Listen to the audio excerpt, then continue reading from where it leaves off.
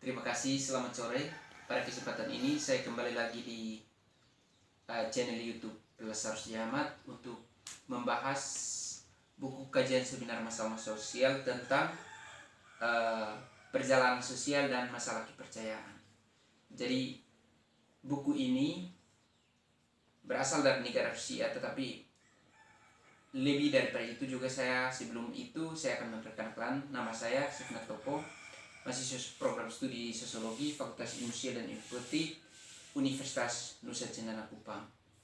Jadi buku ini digambarkan oleh Roches dan Muski di negara Rusia pada tahun 1997. Jadi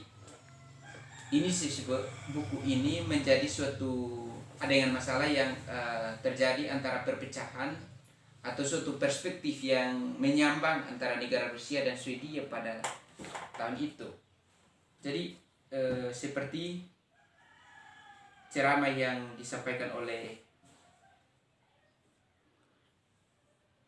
Menteri Luar Negeri dalam bahasa Rusia, sayangnya pada sedikit jenis yang lebih bisa sebagai membahas perbedaan yang terkadang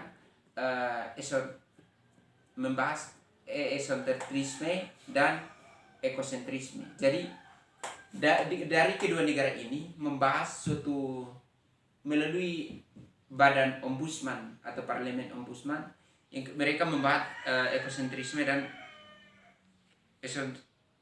etnisentrisme. Jadi dari kedua jenis ini itu artinya menggambarkan bagaimana ekosentrisme ngomong tentang lingkungan, bagaimana upaya daripada pemerintah untuk mengelola lingkungan agar tidak bersifat adaptif dengan etnisitas atau etnisentrisme tadi. Yang berikut perangkap sosial dan masalah kepercayaan. Dalam konteks ini mempromosikan diskusi yang lebih formal antara kami dan Rusia. Jadi ini gambaran dari Rothschild pada tahun 1998 dari negara Swedia, bagaimana ia mempromosikan model percakapan atau diskusi secara informal atau secara intern dengan mereka negara Rusia. Salah satu yang diajak bicara memperkenalkan dirinya sebagai pejabat tingkat tinggi di administrasi perpajakan Rusia ialah Dewan Perpajakan. Jadi saya harus kembali kepada perspektif tentang ekosentrisme tadi. Jadi sebelum Swedia membuat satu kebijakan, dia harus melihat label atau role model daripada Rusia sebagai negara raksasa yang memiliki model administratif yang bersifat komprehensif, melingkup berbagai macam kebutuhan-kebutuhan yang kemudian tidak berimbas pada atau tersubordinasi terhadap wilayah atau ekosentrisme tadi, atau jangan kemudian lingkungan yang digunakan itu sangat surplus tetapi dia punya kontribusi terhadap negara itu tidak ada. Itu sih sebetulnya tujuan utama daripada diskusi yang dilakukan oleh Swedia dengan Rusia pada zaman itu. Jadi yang berikut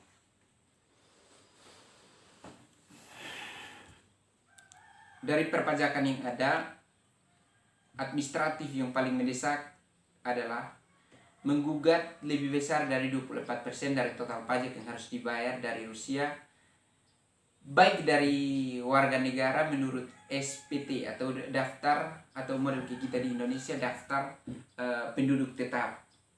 Jadi kalau kita mau melihat presentasi itu daripada negara, melihat presentasi daripada negara Rusia, kalau kita mau kaitkan dengan kita negara Indonesia, sebagaimana diatur dalam Undang-Undang Nomor 1 1974 yang mengatur tentang perkawinan, di situ ada batasan, tetapi maksudnya ada batasan secara formal di dalam satu RT mungkin 15 yang secara formal mampu menjalankan itu atau secara formal diakui oleh negara, tetapi paling banyak tidak pernah melakukan itu atau melalui prosedur itu, tetapi dia punya ketergantungan terhadap negara. Saya ambil contoh model pengelolaan lingkungan di desa. Dia sederhananya dia dia melakukan aktivitas di situ tetapi dia tidak punya kontribusi di negara.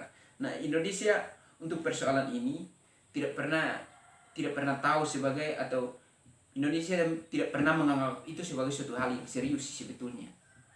Padahal banyak yang keluarga yang punya dua sampai 3 anak tetapi tidak pernah mengikuti prosedur itu. Sebagaimana memang undang-undangnya sudah ada, seperti awal tadi saya sampaikan, atau dalam penjelasan tadi saya sampaikan, bahwa kita berbicara mengenai perkawinan secara hukum formal sudah diatur dalam Undang-Undang Nomor 1 1974. Tetapi yang melakukan itu mungkin kita lihat di dalam satu desa, prosentasi daripada 100% ya tentu 60% presentasi melakukan itu, 60 tidak. Sementara kalau kita mau lihat dari devisa atau pendapatan daripada sebuah negara untuk meningkatkan sebuah presentasi, itu harus menjadi parameter agar kebijakan daripada regulasi itu kemudian punya relevansi, kemudian punya sinkronisasi terhadap aturan yang sudah diberlakukan. Dan juga seperti Soklas dan Lubel pada tahun 1998, mereka menggunakan penelitian Laurin dan orang lain yang tak diketahui yang membahas proses perpajakan yang terjadi di Swedia, didirikan atas keyakinan yang terbesar secara administratif. Jadi bukan hanya di Swedia, tapi buku ini sebagai gambaran juga untuk bagaimana kita menganalogikan, menyesuaikan dengan kita negara Indonesia sebagai negara berkembang.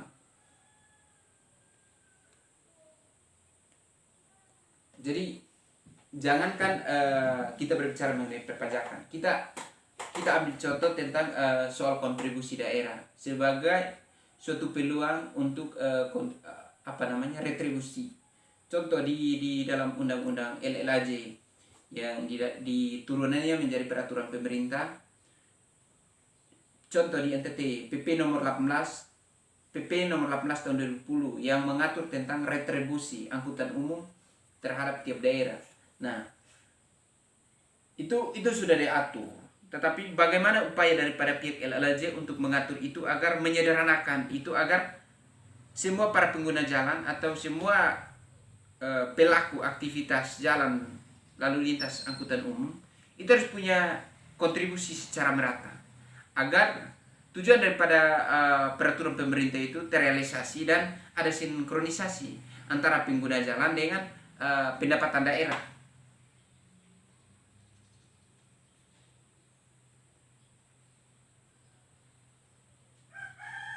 Yang berikut refleksi hari panjang di Moskow. Seketika itu